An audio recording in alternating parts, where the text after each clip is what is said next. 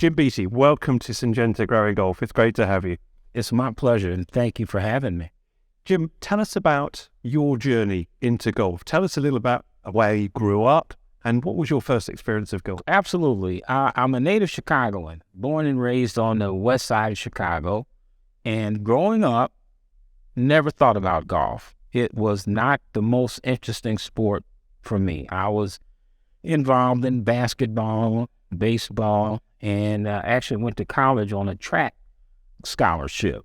And so golf was just not a part of my life. I saw it on TV and what have you. I remember Julius Boros and some others and what have you. It wasn't until after I was hired into AT&T, I worked for AT&T for a number of years, that I would go on various corporate outings, and golf was always a part of it. And so it struck me that I need to be a bit more conversant with this game. Not everybody is playing basketball or everybody's running track. I need to understand this game a little bit more. So I embarked upon it in my own particular way and became a bit conversant with it. But really the turning point for me was meeting a gentleman by the name of Steve Hogan in Omaha, Nebraska, which is, of course, where I live. Steve Hogan is African American, and at that time was the only African American golf professional, certified golf professional in the state. Well, he was managing a municipal 9-hole, par 3 course, and he would often talk to me, and I knew him even before that, but he would often say, "Come on down, Jim, and hit a few balls and see if you like it." And in that process, ultimately, I just gave in and said, "Okay, I'll go down. How hard can this be? What could go wrong?" So one day I went down, and he gave me a 9-iron and said, just go down there and hit a few. And after I whiffed a few, I said, "Oh, this is not right. I can't do this. I cannot allow this to happen." And so that's when the bug started. You're naturally competitive then? Oh, yes. I've been competitive my whole life. I've been in athletics my whole life. And so not being able to succeed in something rather quickly was a bit irritating, frustrating, and awfully embarrassing as well, too, that, oh, no. I have to do some more work here. And so ultimately, I got more conversant and familiar with the game. He asked me to become part of his organization, Hogan's Junior Golf Heroes, to help promote the game to kids in the neighborhood that were, riding their bikes through the course and things like that. And he offered an outlet for them, and he needed some assistance from his board and his organization to help, raise money to support the kids in their endeavors. I got involved in that. And then from that, one thing led to another. I was invited to join the Nike board of directors for the local tournament. When it was the Nike tournament, now the Corn Ferry Tour. And one thing just led to another. I started getting invited to other organizations and ultimately national with the National Golf Foundation to sit on a task force dealing with diversity and what have you. So one thing just progressed to the other. But I would have to say Mr. Steve Hogan was the reason that I really got started on this particular trajectory. And at the same time, you had a career alongside this in terms of business. What was happening there? What were you doing? Absolutely. So for many years, I worked for AT&T in the marketing department, responsible for developing Omaha into what we term as the toll-free center of the country. If you ever dialed an 800 number, toll-free number, back then, which would be in the early 70s and what have you, Omaha was the place where many of those calls came. I left AT&T in 1982 to start my company, NCS International, which I still have, which was a corporate site selection and economic development firm. And I'm still involved in that, where we help companies that are expanding, regardless of the type of company. We help them find their locations. We do the due diligence, the financial projections, tax comparisons, all of those factors, and help them make final decision. We make recommendations. They make the final decision as to where they're going to put their facility. But we do all of that work for them as well too. So you've got these two sides. Yeah. You've got your golf side. Yeah. You've got your business side. Yes. And these two paths have converged. Yes. And African American Golf Expo. Yes, sir. This is something you founded. Yeah. Tell us about. Absolutely. It struck me one day. Actually, it was one morning about probably 3:30. I tend to do my best thinking at those kind of hours, that there is actually a merger between economic development and the golf industry. So most people will see the golf industry in terms of what they see on television, the Tiger Woods and everybody else, right? And that's fine and that's great. But once you get behind that and you understand all of what's going on in this, as of 2016, $84 billion industry, there is the golf course superintendents, of course, for sure. There are the agronomists, there are the weathermen, there are the IT professionals, the cameras. It just goes on and on and on.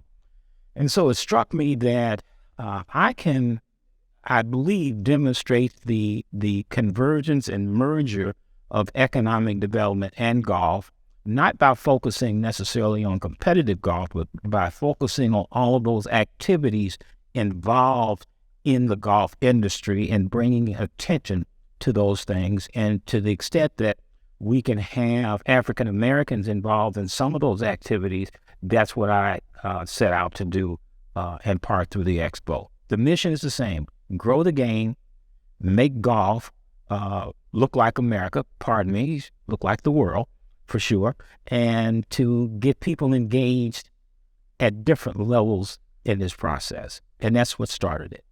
So where was the first expo? Yeah. And what happened? Yeah, the first expo was held in 2021 in Atlanta, actually in Marietta, right outside of Atlanta proper. And we had about 750 people show up over the 4.5-day event. And that's including people that were there for the clinic, the breakout sessions, the scramble, the golf tournament, everything. As we totaled it, about 750, and we were just pleasantly surprised and very energized by that, oh my goodness, we have something. And I'm glad we do, because that's what we wanted to have happen. The support from the industry was just outstanding in terms of sponsorships. We had exhibitors as well, too. It was just a tremendous welcome from all aspects of the industry. That's when we thought we've got something that we need to nurture and grow. What's the bigger objective here? You know, the golf industry is a big industry, but this is a community that can play an important part in the golf industry. It is a big industry, big marketplace, and there's room for everyone in it, for sure. When we talk about African Americans and other groups that perhaps have not been totally represented, I have found the golf industry to be one very open and welcoming to saying, come on in. There's room and we want to have you. We want to find places, locations, careers, jobs, whatever the case might be, for everyone to get involved. This is a great industry. This is a great business. Come on in. We have seen within the past several years companies starting or expanding their diversity initiatives, men and women of color, all types of gender initiatives and what have you. I've been very pleased and very proud that the golf industry has shown itself to be that open and welcoming. And so we're simply trying to be a part of that process to bring people into the industry. And again, bottom line, help the industry grow. And looking at your website, you quote a statistic there that the African American golf industry is worth $4 billion as part of, and there's a bigger industry of $84 billion. Where can you take this, do you think? Where can you grow this part of the market, your share of the market? Sure. My degree is in mathematics, so I tend to migrate toward having statistics in everything you do. If you can't measure it, then you have to wonder, well, why are you doing it if you can't measure it? Golf itself is based on measurements, and you know better than anyone, every aspect of golf is measured, right? Drives, length, birdies, bogeys, all of that. So why not measure the industry? The best measurement we have at this point, according to the National Golf Foundation, is that African Americans represent about 5% of the 25 million golfers out there. 5%. African Americans represent about 14% of the population in the U.S. So we think we can easily double. Well, on one of our targets should be, it may not be easily, but is to double, if not triple, the level of involvement of African Americans in the golf industry, some way, somehow. Again, looking at everything, not just competitive golf, but golf course superintendents, working for the PGA of America, working for the PGA Tour, working for the USGA, working for the LPGA, and all the other alphabets that are part of the golf industry. We see that as a very reasonable component of growth. And there are opportunities, presumably. This is about stimulating thought around creating internships on the one hand, and then at board level at the other end of the scale, getting people involved, diversity at all levels of the game. It's the full spectrum. You're absolutely right. From entry level all the way through the board and C level. We just 2 weeks ago at the PGA show had several HBCU, that's historically black colleges and university. We had several presidents of those institutions there to introduce them to the world of golf and to explain to them and show them how their students at their respective institutions can become a part of this. We are actually working on initiatives with the HBCUs and the White House in this initiative. So it simply can take us wherever we want to be from an imaginative standpoint. It can take us to new levels and new heights, without a doubt. The African American Golf Expo is also supporting new businesses and younger businesses to help get them into the industry. You mentioned the PGA show there. Yes. You were taking those businesses to the PGA show. Yeah, figuratively, yes. We have been working with the Reed Exhibitions, the folks that actually put on the PGA show. For the past 2 years, we've had what's called the Share Your Story contest, where each business that exhibits at the African American Golf Expo is invited to submit a 3-minute video about the challenges and obstacles that they have had and how they've dealt with it, talk a little bit about their company. And from that, 3 companies are selected, and they each receive varying degrees of incentives to attend the PGA show. Otherwise, I'm very confident in saying they probably would not attend the PGA show. It is a show that requires, obviously, some fun expenditure. Reed Exhibitions, PGA of America, have been extremely supportive in helping us to get 3 companies there. So now, over the past 2 years, of course, 6 companies. But what's more important, or just as important, is that those 3 companies certainly won the contest, but there are other companies that have said, you know what, we're going to make that investment in the PGA show. We're going to come totally on our own dime. And this year we had, in addition to the 3 that were there, we had, I believe, 3 others that attended on their own dime. And I love seeing the companies make those investments. It's telling me that they're serious.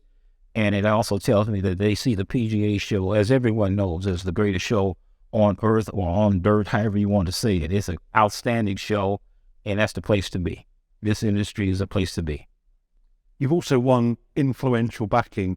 Golf Digest has got behind the African American Golf Expo, and its editor, Jerry Tardy, has personally endorsed what you're doing. How important is that to you?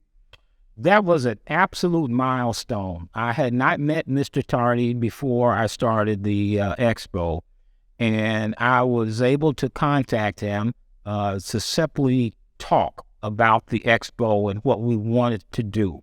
I was aware of his, I'll have to say, courageousness in taking on causes in the golf industry. And you have to be courageous I think you have to be somewhat of an independent thinker to do that and say, this is my kind of guy. I want to talk with him and just tell him what we're doing. So I did have a conversation with him. He was gracious enough to give me some time, and we talked. And from that, it led to Golf Digest, part of the Discovery Corporation, becoming our presenting sponsor, and their support has been extremely valuable.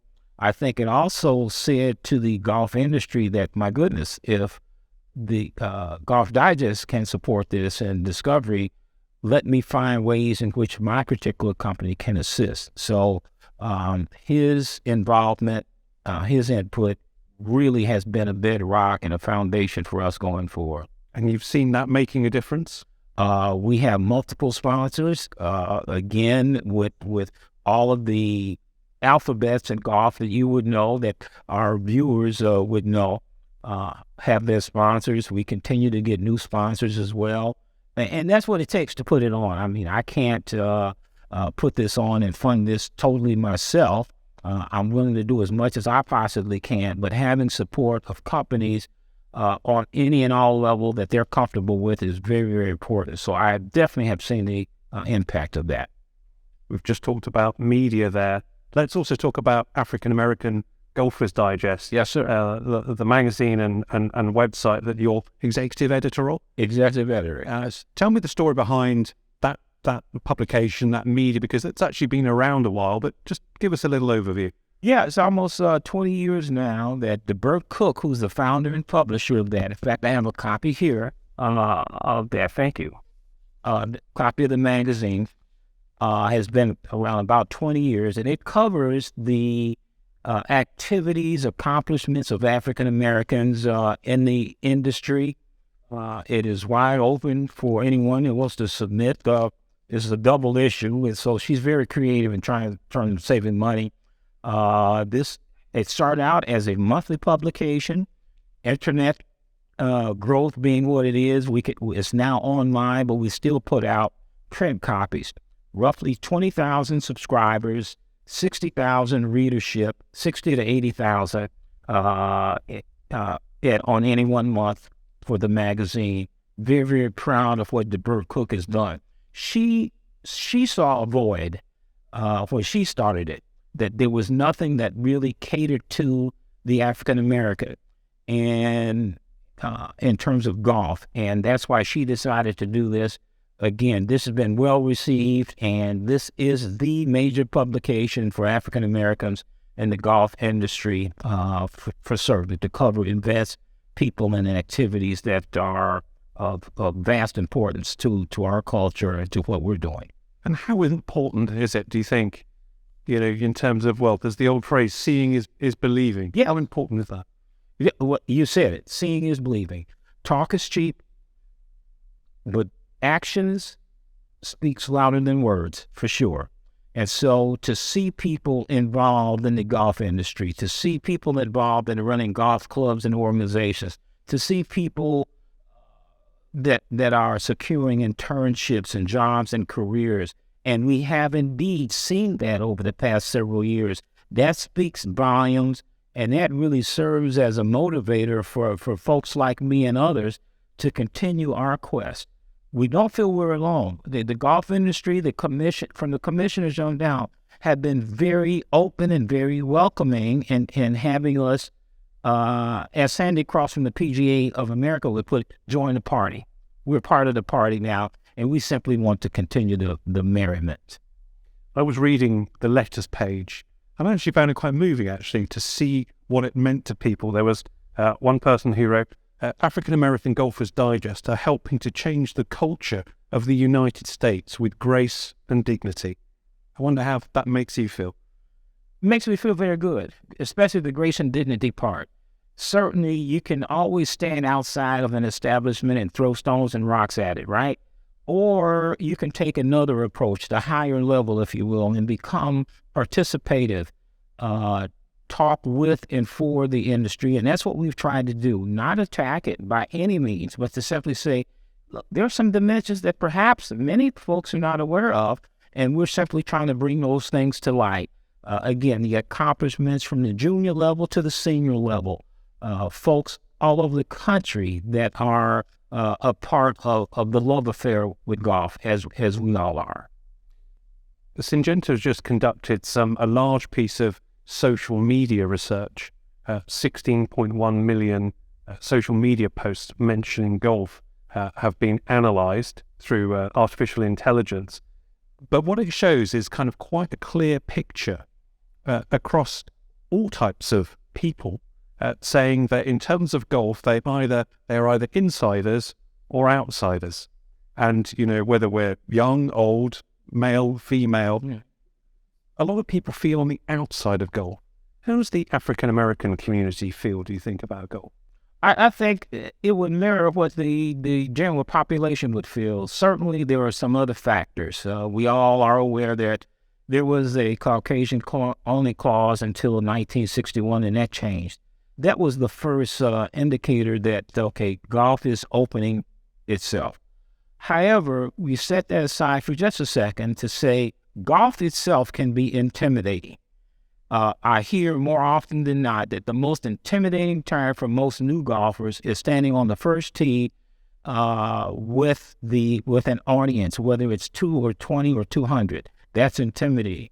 So the more golf can become less intimidating, the better. It's just that simple. So we have to make friends with the sport. The sport's and the industry's got to make friends with us as well, too. So we need to eliminate those barriers. Many of them are artificial. They're mental. So one simple answer, as an example, don't tee off. Go out 200 yards and start playing your second shot. Don't even tee off. So there's one. Now, that won't work for a competitive play, but for sure, we're talking about recreational golfers. All we want people to do is to get out, play golf, enjoy themselves, and we don't have to intimidate them. The golf shot will intimidate you. That's enough. You don't need anything else other than that. And so we can find ways. We can greet people, pros. If you listen to this, pros, start greeting a new golfer in the parking lot. You'd be surprised. Meet them at their car in your golf cart. Pick up their clubs. Bring them on out. The more you make them feel familiar and less threatened, the longer term they're going to have with this industry. And I think exactly what you've said is reflected in the results of the social media listening project. With African American Golf Expo, with the magazine, what is the journey you're on, and where are you hoping this is going to lead to? It is a journey, and it's a journey where I'm not certain what the final destination is. I know surely where I want to go with it, where I think people want us to go with it, is to continue to make it interactive, welcome to everyone. It says African American, but it's open for everyone. We are not, by no means are we going to discriminate anyone. We want to continue to educate, to inform, to excite, to motivate. We want to bring out new products. We want the current products in the marketplace that are have a national footprint to share that with us, whomever the manufacturer may be. We want to encourage entrepreneurs to become a part of this. This $84 billion, certainly we feel can grow significantly. We want to be a part of that. We'd like to convert everybody on the planet to become golfers. It's just that simple. And that's the point, isn't it? Yes, it is. This is inclusivity for everyone, for the benefit of this great game and a huge industry. Absolutely. And how great would it be if we had even half of the people on the planet playing golf? How great would that be? Jim Beatty, it's been a pleasure speaking to you. Thank you very much for speaking to Syngenta Growing Golf. Listen, I want to thank you, Syngenta, and I want to thank the golf industry for letting me do what I'm trying to do in this industry. It's my pleasure. Anytime anyone needs some help, I hope they would call me. Let me be a part of it. I'm pleased to do it.